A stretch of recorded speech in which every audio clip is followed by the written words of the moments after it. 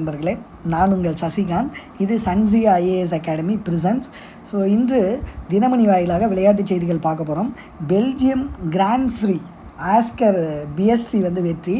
F1 car பந்தயத்தின் நடப்பு சீசனில் 13வது ரேசரான Belgian grand ஃப்ரீயில் ஆஸ்திரேலிய வீரரும் மெக்லாரென் மெர்சிடைஸ் டிரைவருமான ஆஸ்கர் பிஎஸ்டி வெற்றி பெற்றார்.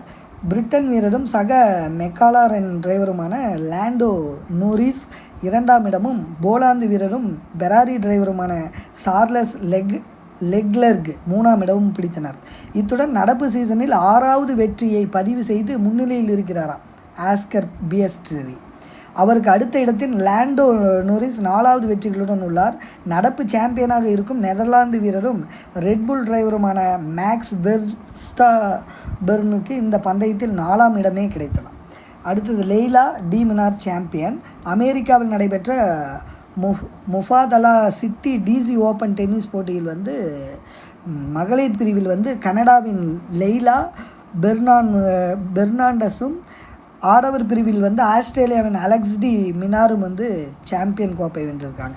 அடுத்தது டோல் டிராஃபி மாஸ்டர்ஸ் இனியன் சாம்பியன். பிரான்சின் அக்சன் ப்ரோவின்சஸ் நகரில் நடைபெற்ற டோல் டிராஃபி மாஸ்டர்ஸில் 2025 சர்வதேச செஸ் போட்டியில் இந்தியாவின் grand master Iniyan Panneerselvam champion பட்டம் வென்றிருக்காரு. இதில் 43 நாடுகளைச் சேர்ந்த 276 பேர் போட்டியாளர்கள் இதில் பங்கேற்றிருக்காங்க. நன்றி, வணக்கம்.